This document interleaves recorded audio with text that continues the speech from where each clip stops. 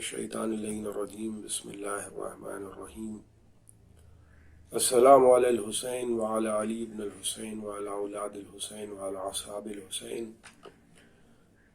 हयात Zahra YouTube channel के तमाम नाज़रीन की खिदमत में मैं विलादत बासआदत इमाम ज़ैनुल आबिदीन अलैहिस्सलाम की मुबारकबाद पेश करता हूँ। एक मुख्तसर सी गुफ्तगू में मेरी कोशिश होगी कि मैं उन चंद नुकात की तरफ अपने नाज़रीन की तवज्जो मबज़ूल करूँ कि जो इमाम ज़ैनुल आबिदीन अलैहिस्सलाम की ज़िंदगी के अहम तरीन नुकात हैं। पहली बात तो ये कि किसी इंसान को पहचानने के लिए सबसे आसान ज़रिया ये होता है कि उसके ज़िंदगी नामे को अपनी निगाहों के सामने रखा जाए और उसके बाद उसके आमाल हसना और उसके आमाल क़बीहा को एक मीज़ान में रख कर ये फ़ैसला किया जाए कि उसके आमाल हसना ज़्यादा हैं या उसके आमाल क़बीहा ज़्यादा हैं। और यही आम तौर पे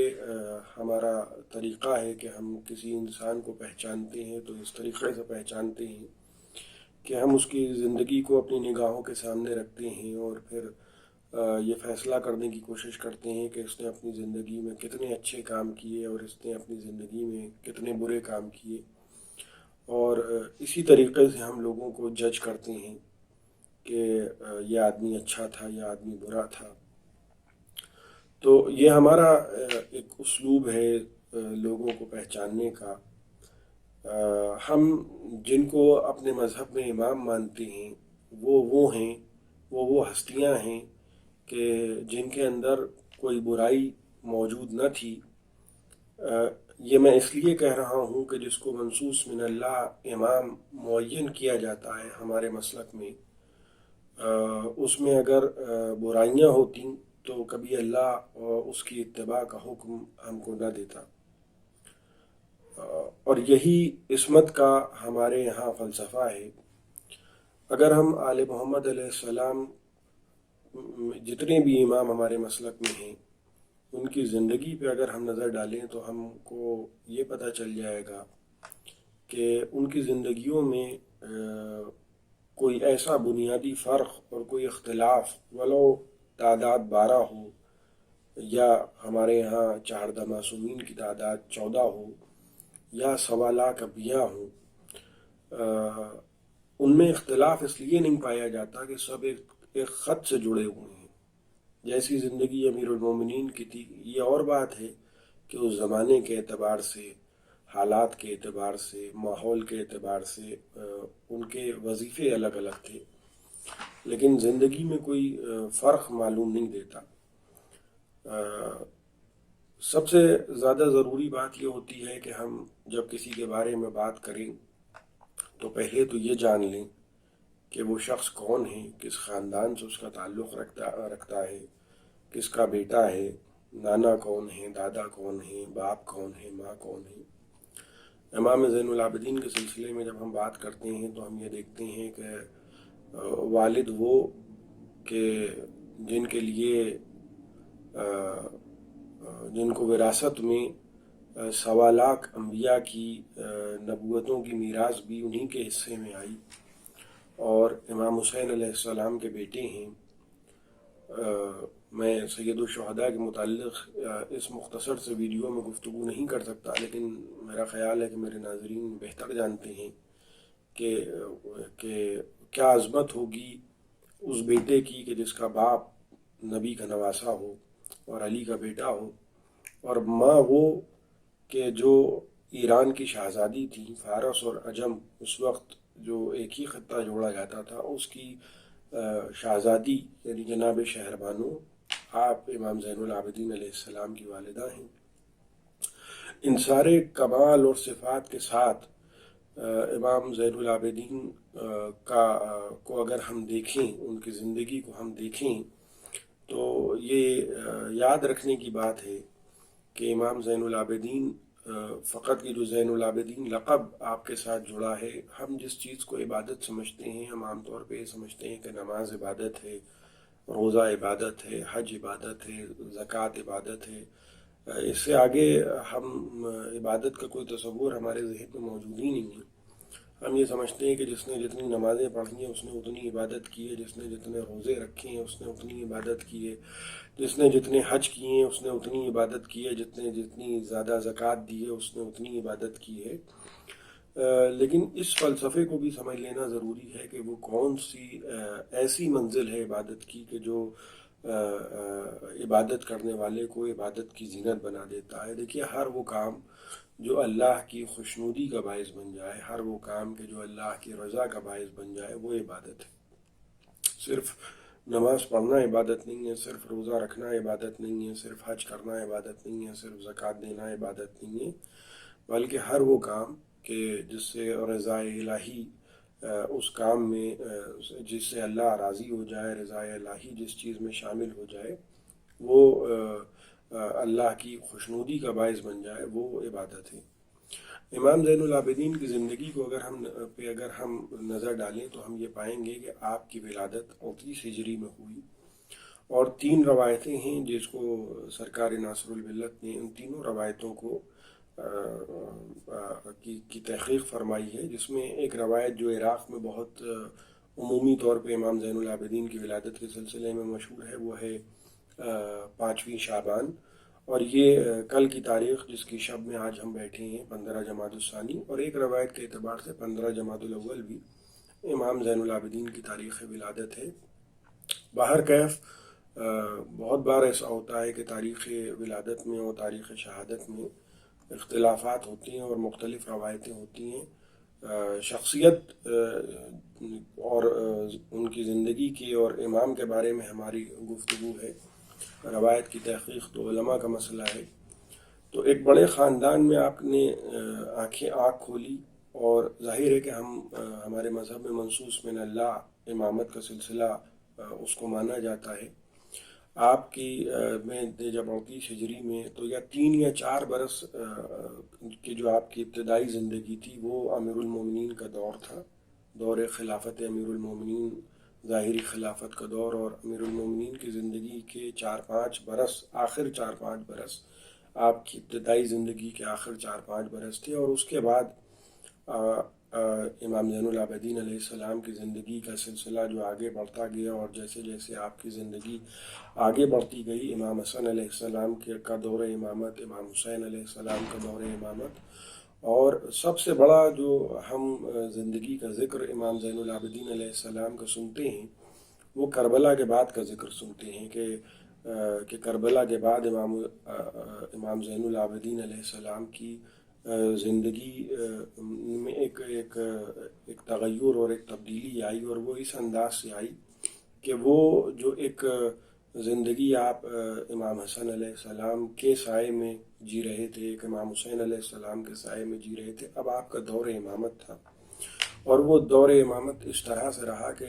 میں کربلا کے متعلق اس لیے گفتگو نہیں کروں گا کہ کربلا کے متعلق عمومی طور پر ناظرین سنتے رہتے ہیں،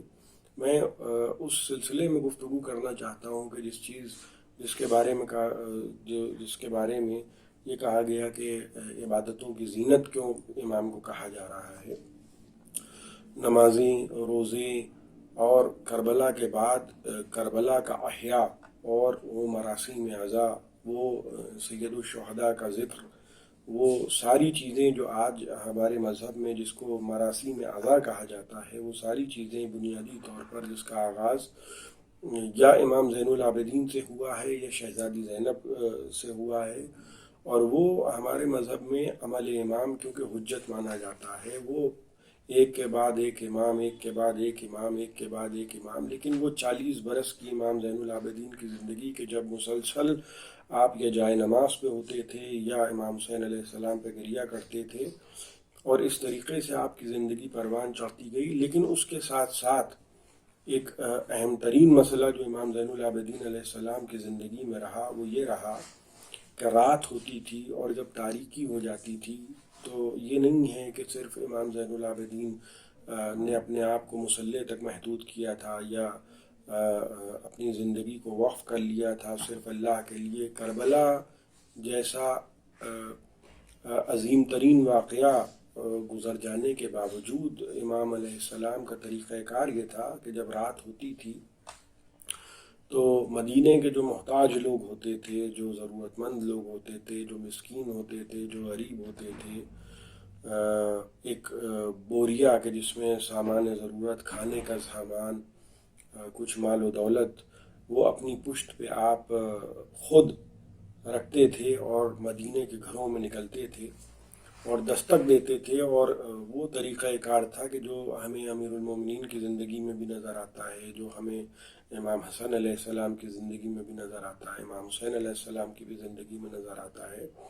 کہ دروازے پہ دستک دیتے تھے اور اگر کوئی ضرورت مند ہوتا تھا، جس کسی کو کوئی بھوکا ہے تو اس تک کھانا پہنچا دینا، کوئی مالی طور پہ پریشان ہے تو اس تک مالی مدد پہنچا دینا، اگر کوئی مریض ہے تو اس کی تیمارداری کر دینا، اگر کوئی یتیم و بے سہارا ہے تو اس سے شفقت سے پیش آ جانا. یہ ساری چیزیں کیونکہ وجہ للہ ہوتی ہیں، لہذا یہ ساری چیزیں عبادت شمار ہوتی ہیں. تو ہم جب امام زین العابدین کے لیے زین العابدین کا لقب استعمال کرتے ہیں تو ہم کو یہ سمجھ لینا چاہیے کہ امام زین العابدین فقط مصلی کی زینت نہیں تھے، لیکن مصلی کے آگے بھی جو زندگی ہوتی ہے. اور اگر ہم یہ بات کریں کہ ہمیں ان کی زندگی سے سبق لینا چاہیے تو یہ ہم کو بھی سوچنا پڑے گا کہ ہم نے اگر فقط نماز کو عبادت سمجھ لیا ہے، اگر ہم لمبی لمبی نمازیں پڑھ کے یہ سمجھتے ہیں کہ ہم نے گویا عبادتیں اور فریضہ انجام دے دیا، نہیں. اس سے آگے بڑھ کے غریبوں کی مدد کرنا، مسکینوں کی مدد کرنا، بے سہارا لوگوں کی مدد کرنا، مسکینوں کی مدد کرنا، یہ وہ عظیم عبادت ہوتی ہے جو اللہ کے نزدیک کبھی کبھی اس طرح قبول ہوتی ہے کہ نماز بھی قبول نہیں ہوتی. لیکن اس کے ساتھ ساتھ میں ایک بات اور عرض کروں گا کہ جب امام زین العابدین یعنی واقعہ حرہ کے بعد روایتوں میں ملتا ہے کہ 400 گھروں میں امام زین العابدین نے صرف مدینے میں ضرورت مندوں کی مدد کی، مگر اس انداز سے مدد کی کہ دروازے پہ خود امام زین العابدین آ کے کھڑے ہوتے تھے اور مدد پہنچا دی جاتی تھی، لیکن مدد پانے والے کو یہ اندازہ نہیں ہوتا تھا کہ یہ دروازے پہ کون آیا ہے. یہی آپ امیر المومنین کی سیرت اٹھا کے دیکھیں تو طریقہ کار یہ ہے کہ کوئی بوڑھی خاتون جو ضرورت کا سامان لے کے جا رہی ہے کوفے میں، اور وہ اس میں اتنی بھی طاقت نہیں ہے کہ اس سامان کو اٹھا سکے. ایک مرتبہ ایک شخص نے آ کے اس سامان کو اٹھایا اور اس کے گھر تک پہنچایا، اور وہ چاہتی ہے کہ کچھ اجرت دے دے اس شخص نے جو اس کی خدمت کی ہے، لیکن وہ یہ نہیں جانتی ہے کہ جس شخص نے اس کی یہ خدمت کی ہے، یہ وجہ اللہ کی ہے، یہ فی سبیل اللہ کی ہے، اور یہ مدد کرنے والا کوئی معمولی شخص نہیں ہے بلکہ امیر المومنین ہے. یہی وہ سلسلہ ہے جو ہم ساری زندگی سب کی زندگی میں، تمام ائمہ کی زندگی میں دیکھتے رہے ہیں. یہی سیرت معصومین رہی ہے، یہی اسلوب زندگی رہا ہے. تمام ائمہ کی حیات طیبہ میں یہی فلسفہ رہا. رات کو وقف کر دیا لوگوں کی مدد کے لیے، دن کو وقف کر دیا تو اس انداز سے وقف کر دیا کہ کربلا کے بعد ذکر سید الشہداء میں بھی مصروف ہیں، اللہ کی عبادت میں بھی مصروف ہیں، اور دین حنیف کی ترویج میں کوئی کمی نہیں آ رہی ہے. یہ بھی نہیں ہے کہ صحیفہ کاملہ جیسی کتاب گواہ ہے کہ جس امام کے اوپر مصیبتوں کا پہاڑ ٹوٹے ہوں، جس کو ذوق و زنجیروں میں باندھ کر دیار بدیار پھرایا گیا ہو، اس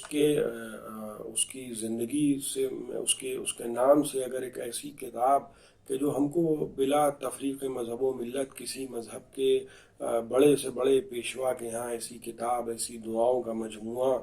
کہ جو اپنے آپ میں ہمارے مذہب کی زینت ہے، ایسی کتاب کسی بھی مذہب میں، کسی بھی مذہب کے دعوے دار ایسی کتاب نہیں لا پائے. یہ فقط ممکن ہے تو اسی خاندان میں ممکن ہے کہ جس خاندان کے لیے یہ کہا جائے کہ کربلا کے بعد بھی تم سید سجاد ہو، دوسرا ہوتا تو کہہ دیتا خدا کوئی نہیں. ایسی زندگی امام زین العابدین کی رہی ہے. اور یہ چند باتیں تھیں جو میں نے چاہا کہ آپ کی خدمت میں عرض کروں. اللہ ہم سب کو امام زین العابدین علیہ السلام کی حیات طیبہ سے سبق لے کر اس عبادت کی طرف بھی ہماری توجہ رہے کہ جو ایسی عبادت ہے کہ جو شاید جس کا ذکر بہت لوگ کرتے ہیں، ممبر سے بہت بیان ہوتا ہے، لیکن اس پر عمل درآمد کرنے کی جب بات آتی ہے تو بہت لوگ پیچھے ہٹ جاتے ہیں۔ غریبوں کی مدد، مسکینوں کی مدد، یہی انسان کے لیے وہ عبادت ہیں اور وہ سرمایے ہیں جو اس دنیا میں بھی کام آئیں گے اور اس دنیا میں بھی کام آئیں گے۔ میں انہی الفاظ کے ساتھ اپنی گفتگو کو ختم کر رہا ہوں، اور ایک مرتبہ پھر حیات زہرا یوٹیوب چینل کے تمام ناظرین کی خدمت میں ولادت باسعادت امام زین العابدین علیہ السلام کی مبارکباد پیش کر رہا ہوں۔ السلام علیکم ورحمۃ اللہ وبرکاتہ۔